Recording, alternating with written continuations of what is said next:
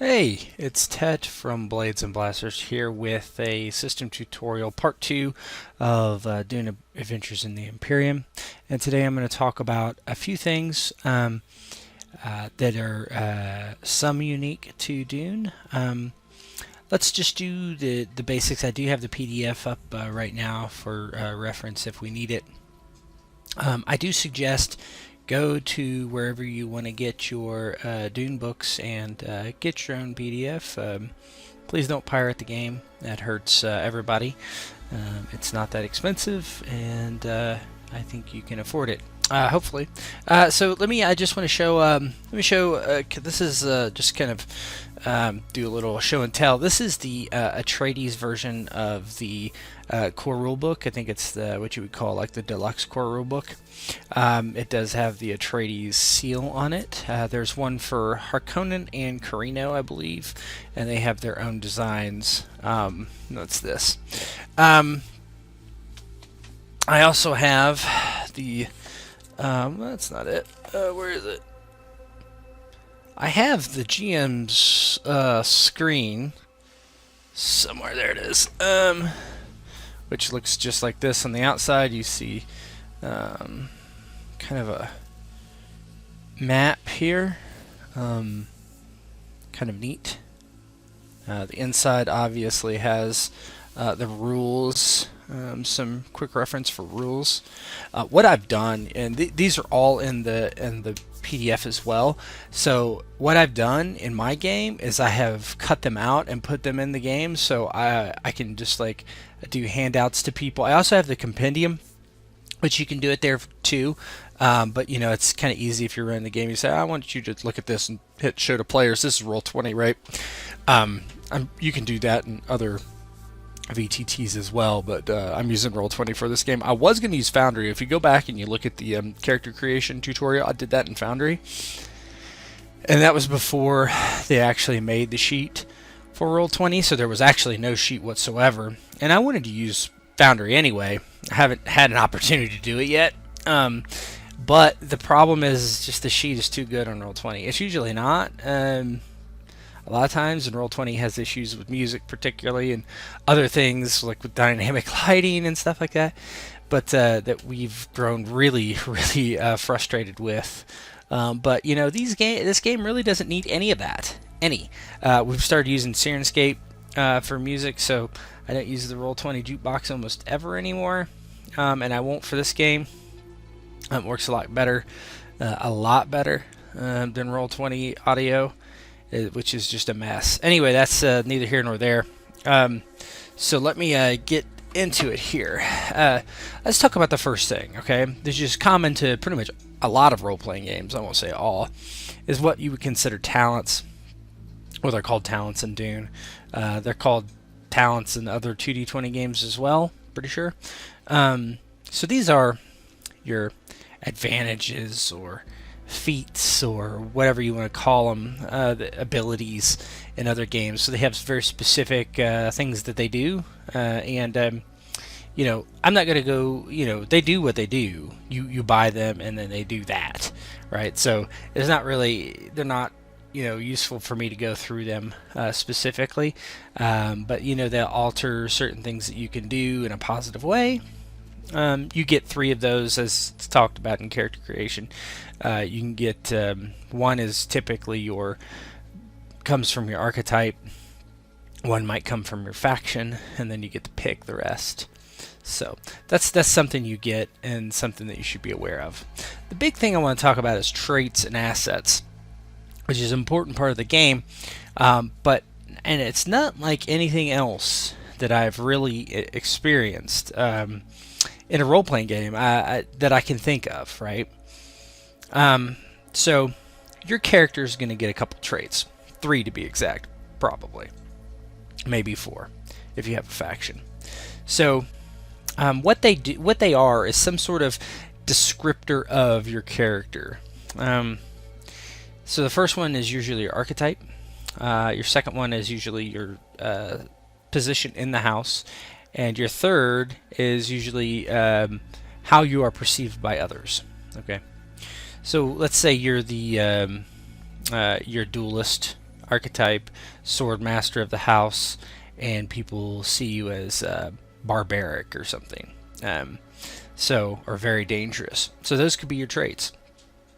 So what do? They sound just like, descriptive stuff, which would be for roleplay stuff. Well, they are, but they're also for they actually have a mechanical effect.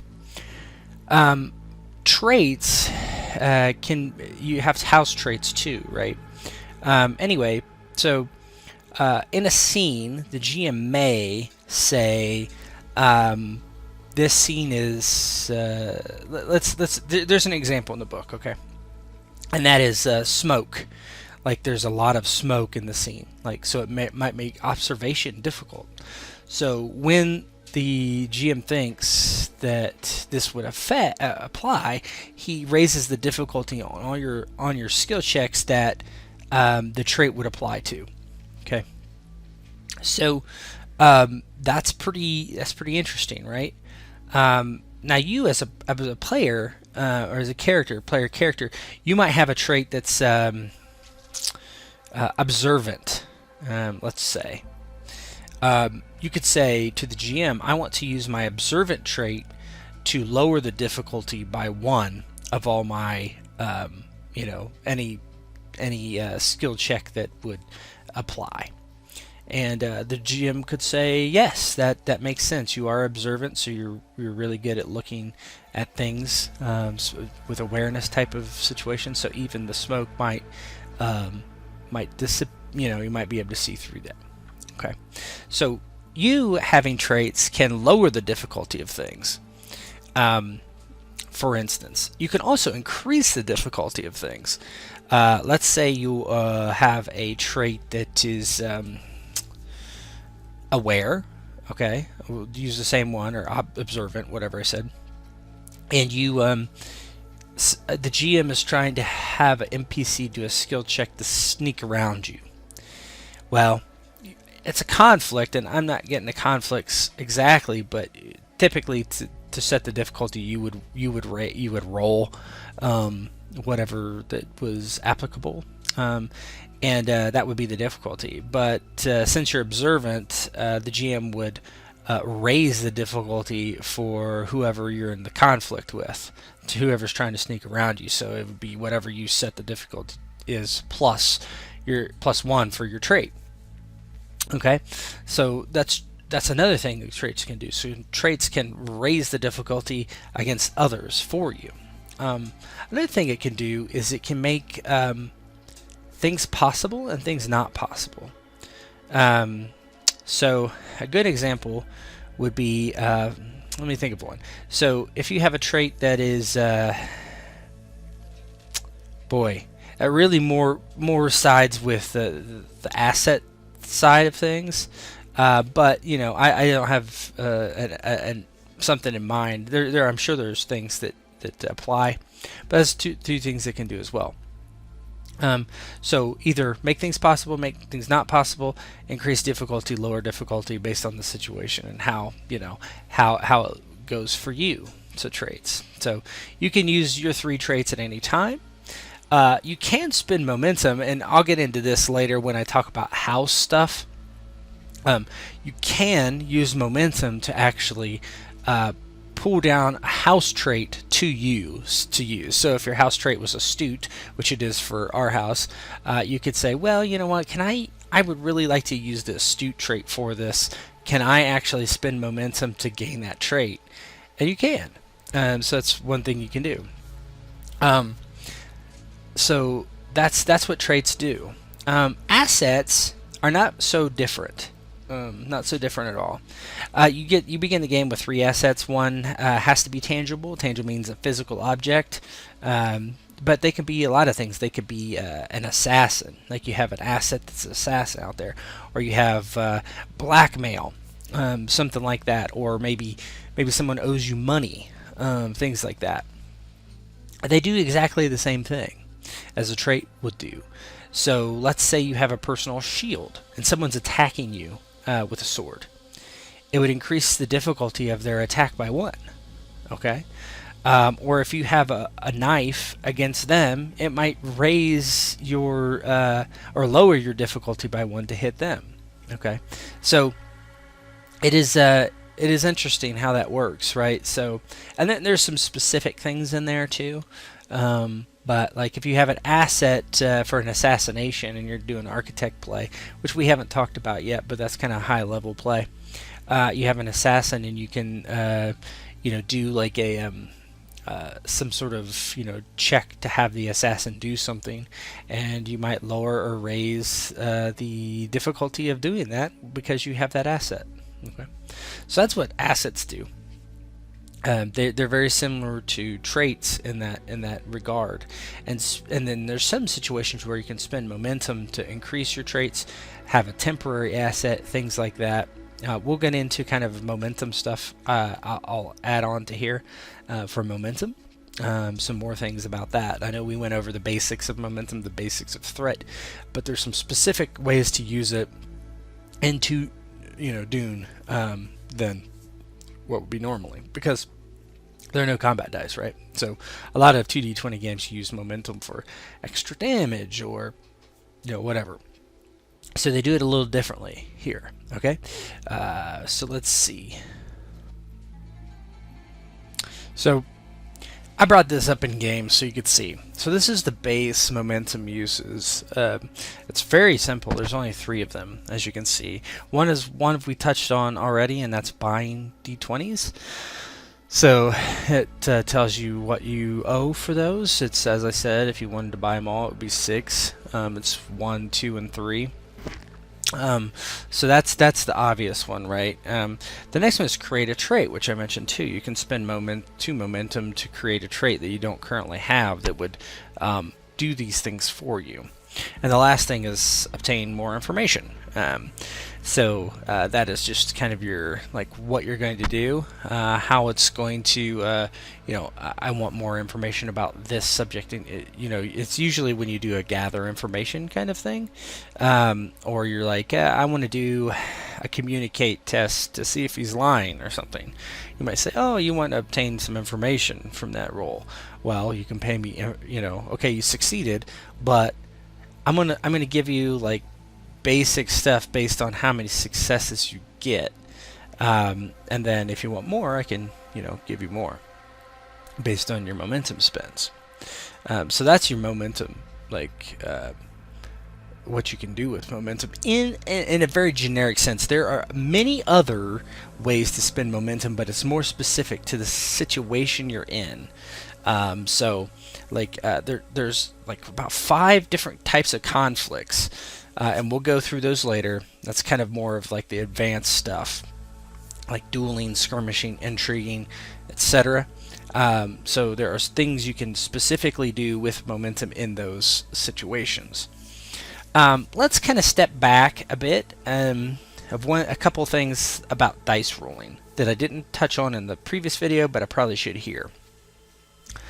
So one of the key how do you get momentum? Okay, so you get momentum in a couple ways. Primarily, you get it by generating it. And how do you generate? Well, you generate it by dice rolling.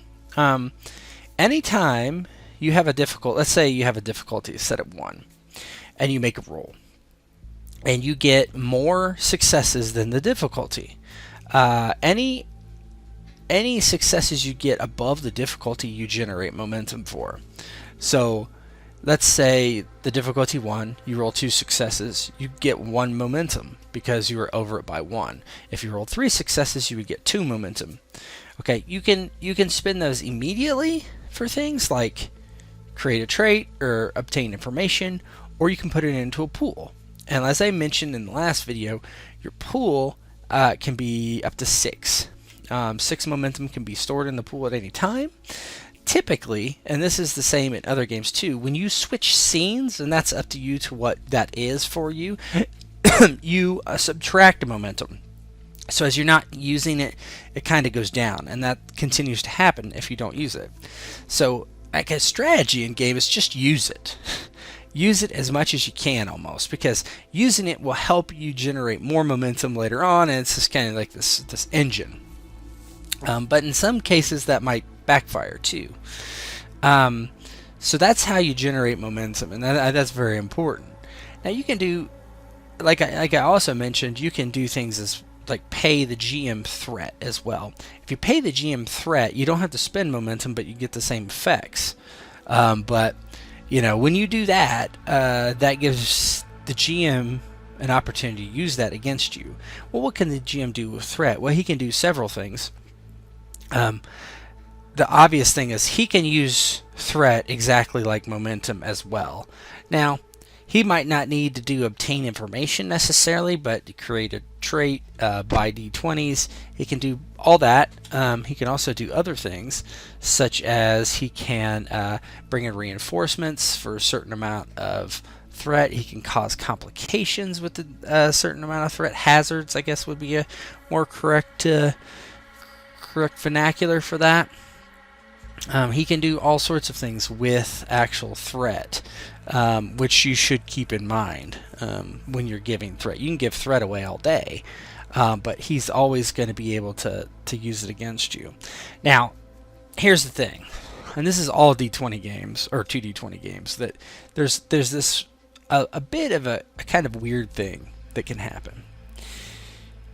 As a GM, you can get threat from players and they can use it, and then you can use it against them, but they can continue to give you threat to generate momentum, and you use it, and it's kind of this like cycle. It keeps going up and up and up and up and up.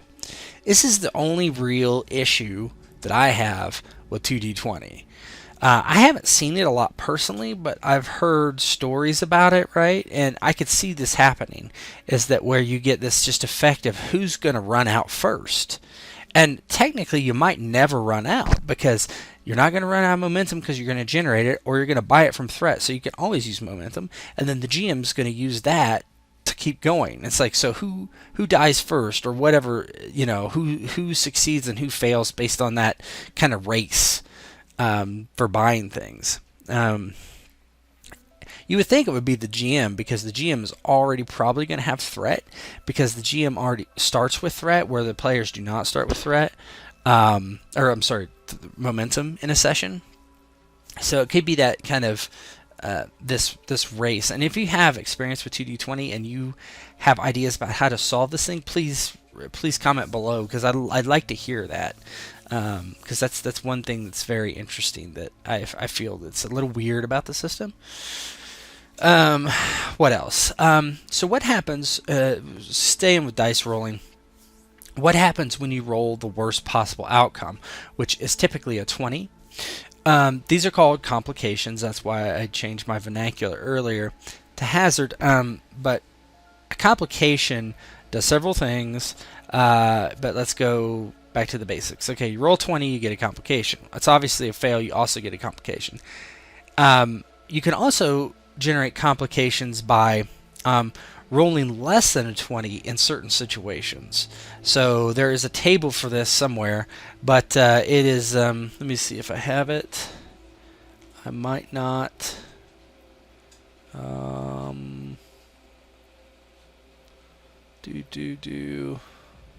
Not that I can see. Anyway, it's not important. If you're in an extremely risky situation, it's easier to generate a complication. So you might roll a 19 or an 18 and generate a complication as well, based on how risky what you're doing is. So that is possible, and the GM decides, what's really risky and what's not, and if that would generate complication or not. So you might ask, what does complication do? Well, complications, as I've changed the page here, they increase the difficulty by 1 of your tasks. So for valid tasks for you, for instance. So you get a battle complication, you're injured, so anytime you roll battle, you can be hurt. So it's up to kind of the GM where that goes, how it goes. Now, one thing that you see often, and this is in other games, and I have to look and see if it's really worded this way, but the GM can take the complication as threat instead, 2 threat to buy off the complication. But it looks like in Dune that this is a player choice, not a GM choice. So they get difficulty 1. If they want, they can buy it off with threat. I kind of like that better. I personally, when I'm running Conan particularly, I just take it as threat because it's easier than me like figuring out something else. Particularly in combat, you're trying to get through it. But if you want to make it more narrative, you could say, well, and this is in this, right? It's obvious what it does, right? You get one increased difficulty, but you say, yeah, you're injured, right? That doesn't make sense in Conan, right? Because it has actual mechanics for being injured. You take a wound, difficulty goes up 1. So you can say, well, your difficulty goes up 1 because you're injured. Your difficulty goes up 1 because you're scared in a different skill or something like that. So there's different ways you can do this based on what happened to you. So I want to go back just a second. So the GM can just take the threat. Okay, he can do that. I just want to make sure it does say on this page that you can just take a threat. This is page 153 in your PDF, so go ahead and check that out. So yeah, it's basically a negative trait, like everything else is. It's some form of a trait. So yeah, that's how you generate complications, by rolling a 20 or some other number that's high, depending on what the scene is and what the risk factor is. It might actually, let me see if I can see it here. Yeah, here we go. So here's your complication range, and this talks about that. This is on the very next page. Normal's a 20, risky 19 to 20, perilous 18 and above, precarious 17 and above, treacherous 16 and above. What that is, it depends on the GM. To what that is. So but yeah, here you go, you got that. So this is what complications are in a dice roll, and that should help you with that. And I think that's all the dice roll stuff. I go back to difficulty. I guess this is kind of another thing, and I'll get on a tangent. The tangent is that you can have difficulty 0. Okay, a lot of like obtain information skill checks are difficulty 0. And based on how many successes you get, well, number 1, you generate momentum with them. So that always happens. You generate momentum with them, and you use your momentum to determine like what you know. So you can do that. A lot of conflicts have that baked in, that difficulty 0 roll. And so don't be afraid if you're a GM to do a difficulty 0 roll, particularly for that. If it's can be used as a cheap way to generate momentum, but I think that it is very useful in certain situations to know how much you would know about a situation, like gain information, right? Obtain information is a good example of that. So the last thing in this video I'm going to talk about, and I'm probably not going to get to every single rule in the book with these system tutorials. Just probably not going to do it. I'm going to hit the big stuff, right, that I think you need to know for sure. Like I was thinking, do I do success at cost? And I just don't think that's you can read just as well as I'm sure. So I just want to get to the things that might be absolutely important. You want to know how to play this game. You want to get your feet wet, and then you can read the book as well, right, which you should. So I talked about spending momentum earlier, and I told you that a lot of spending momentum is based on what you're doing and what conflict you're in, but I gave you the general list for what you're allowed to do normally. So this is adding to threat.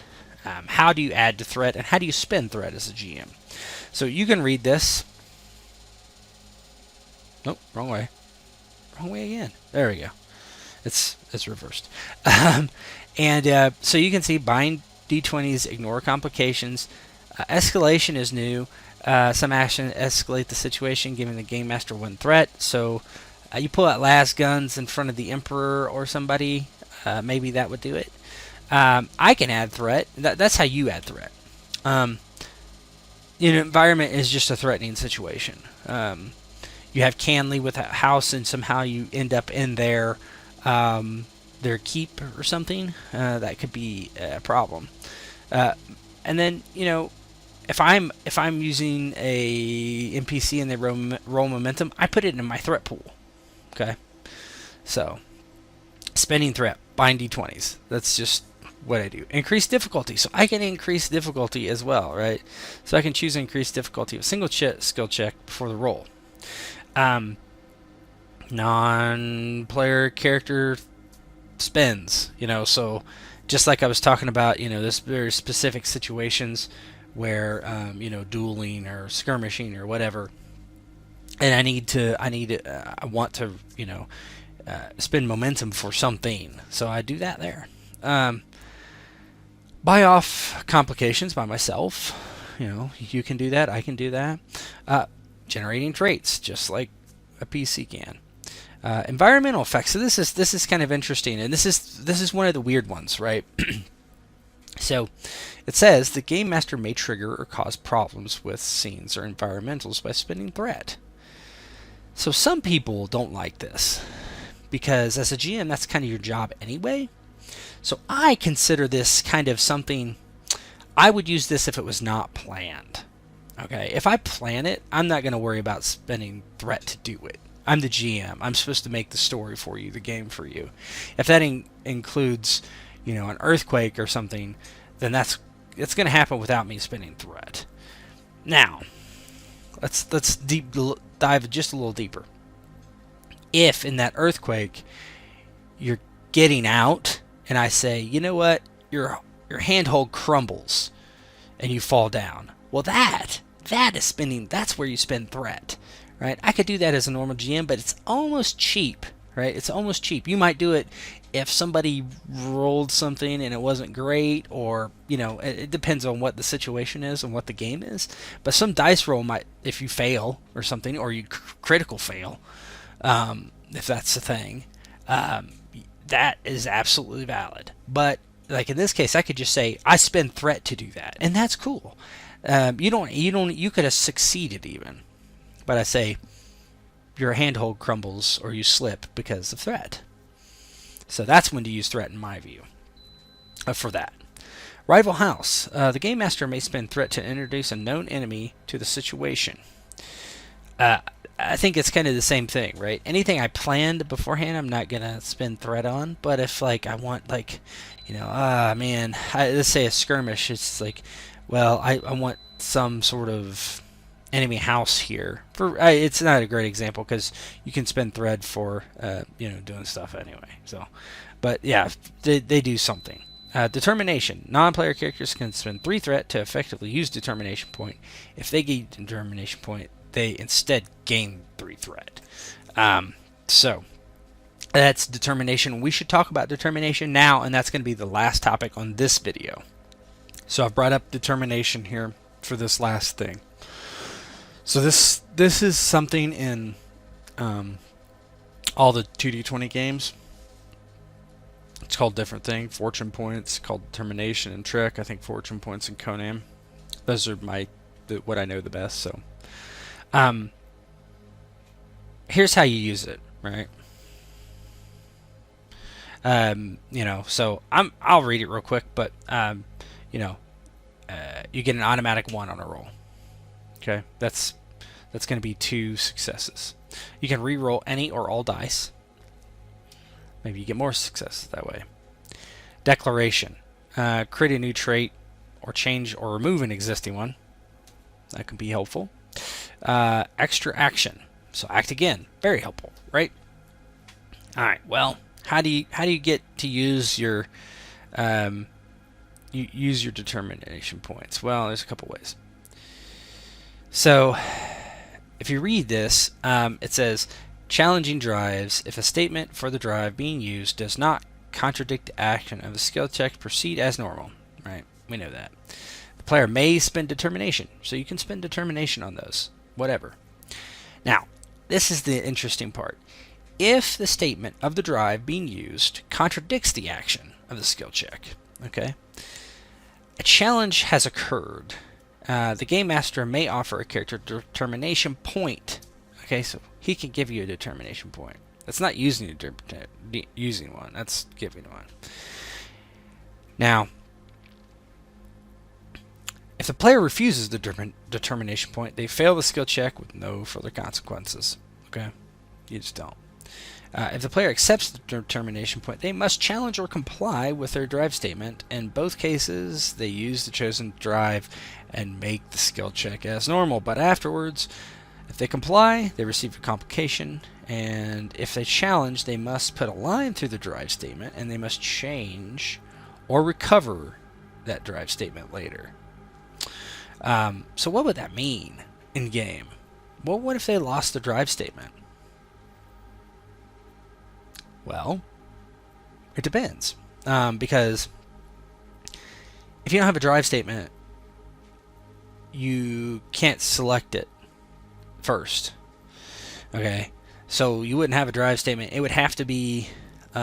You'd have to go to your other drive statements first, which, maybe it makes sense, maybe it doesn't, or matters, because let's say you're on your 8 drive, your drive with a score of 8, and now you don't have that drive statement. Well, you can't pick it. You have to pick the other 2 first, and then you can pick it. But maybe you've just lost your 8 for a while until you recover it, or change it. Recovering drives, it talks about how to do that there. So you can just lower it. Increase the drive. It is now equal to by 1. So basically you lower 1, you raise 1, so you don't get screwed out of the other one. Yeah. And reinstate it. Yeah. Create a new drive statement for any drive rated 6 or more without 1. It should relate to the action that caused the challenge. So you have to do all those. Okay.